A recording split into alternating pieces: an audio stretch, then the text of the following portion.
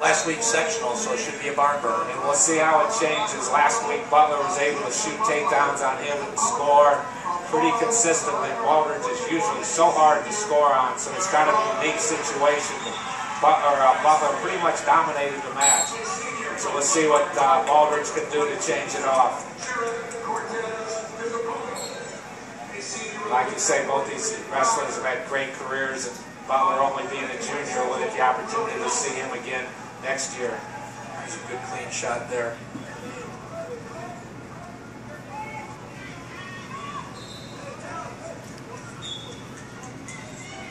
And again, you know, as you say, you talk about from a week-to-week matchup, and that's one of the things. I mean, Butler, you know, as you said last week, had a lot of success being able to take Baldridge down. And so again, if that doesn't happen going to plan, and if Baldridge is able to make an adjustment and be better defensively as he has done the first minute of this match, how does that play into Butler's mind? That's one of the things I know that these young men think about.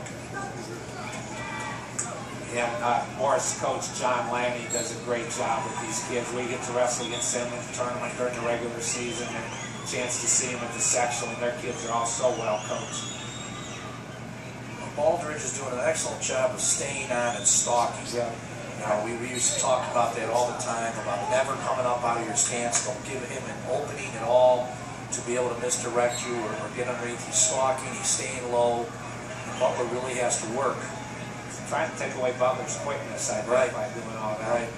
So far, he's had a very good game plan in the first period. We're inside 45 seconds.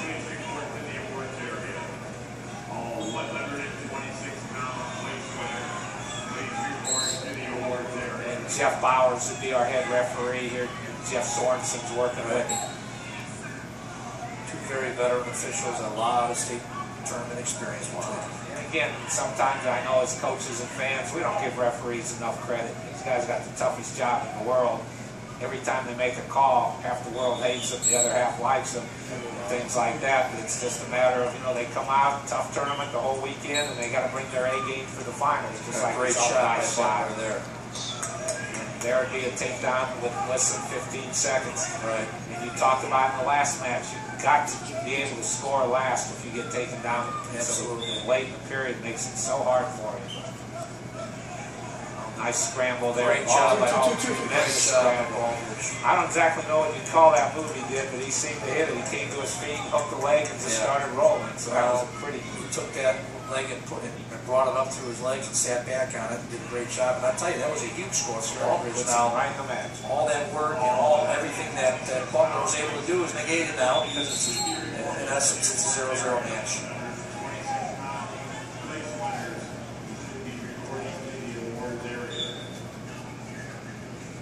Again, they had a false start. Jeff Bauer said it was on another whistle, so no boy can be penalized. They're trying to get the clock reset to 2 minutes. Right. We've got that done, so we're all set and ready to go. Nice quick stand. Boy, he come to his feet and clear that arm real well. Didn't get the hand control right away. Again, watch and see if he uses the same explosive start. That left leg, left arm came up really well. Right.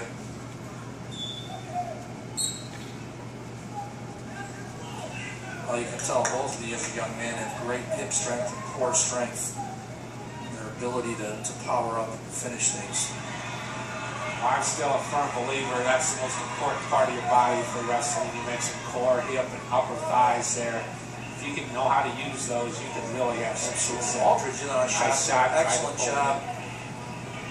Now let's see. Butler rolls through. Quick score on the edge.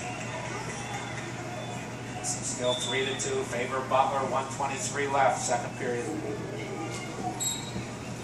Butler has been warned for stalling.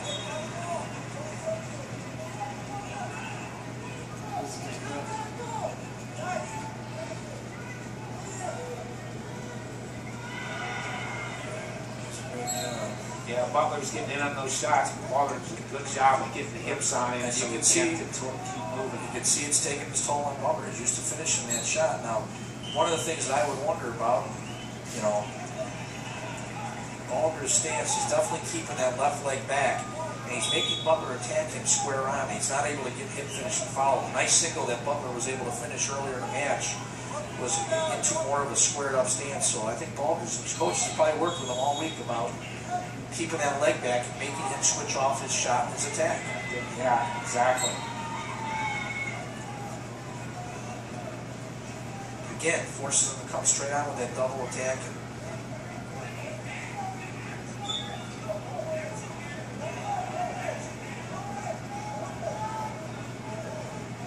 Oh, nice reshot. Trying to stay active. Like I said, Baldridge is really hard to score on right now. You're right, look at that front leg, just daring him to come to that one. But he's protecting it real well with that front hand. Right, he's ready to down block. We're inside 15 seconds, still 3-2 second period. You know, sometimes as a wrestler, you know, when you're coaching, that's all that it takes is one slight adjustment sometimes, especially at the high school level where these guys are very heavy, dominated to one side, right-handed, left-handed, you know, right leg, left leg in terms of their attack. When you get into college, obviously, that thins out and guys are able to kind of, you know, ride on both sides and do everything from both sides. But at the high school level, it can be a big advantage. He's going to cut him. Will be 3-3 with 1:55 left. So we get a chance to see here. There's a lot of action that's going to take place, I think, in the next minute and 50 seconds. See who's able to score. That's two right there. That's two. Keeps his toes in. He got that takedown. Now, Baldridge right now, the energy level is starting to separate. You can see it. He's got Butler on the run here. Butler's laboring when he's breathing, coming back to the middle. But I'm sure being a caliber of wrestler he is, he's got another gas. He gets to his feet so well. Not necessarily get hand control like that. He gets up there. So he needs to stay in bounds. And again, the rule says red has to return into the mat. And he got warned for it. Doesn't cost him this time. It could come into play a lot later on.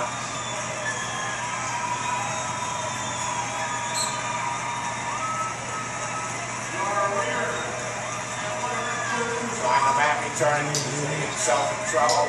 Nice kick through. Kicks to escape. So it'll be 5-4 with 1:25 seconds. There he shoots that leg again. He said single. That's the deepest shot he's had. So applause you're hearing. Josh Albert from Dakota just won his 4th straight state championship. And he's had just a tremendous career over there for Dakota, Class A wrestler. So we're still back here 5-4. Favor of Baldridge. We're 1:15. Baldridge's making a lot of efforts to get in there, but like you talked about, he can't get into the corner turn. Baldridge right now, he's got to sense what's going on. He's got to get some type of a misdirection step. He's got to get a shot off here, or he's going to get hit again for stalling. Yeah, a nice safe thing would be to shoot now. If you don't score, you still got plenty of time to get the escape to get out of there, because Butler hasn't really shown the propensity to ride him on top of him. You don't want that stalling call to hurt you. That's all part of match management, and obviously that's a big part of that. Or is it a super duck? There, he's got those double unders. Neither one of them's going to throw it, I don't think, here. Baldridge just stay right there, stay in bounds, and delay the turn, run down the time. Jeff Powers brace and brings him back to the center because he saw nobody was going to be able to score. Right. He's in on another shot. See, here's where that warning for stalling when he couldn't mat return could come in. Right there. Otherwise, he could just play defense consistently. Now he doesn't have that luxury because he has tossed to the point.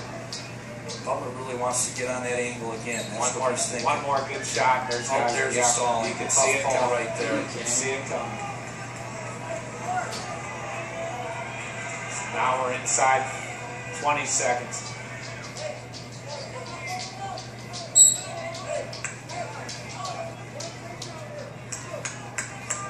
So here's where you got to use your head. You don't want to try anything silly, cost yourself weight, right? But stay active enough where it's a nice shot on that underhook. You almost threw that over. Was that not stalling? And we'll go to 5 seconds left.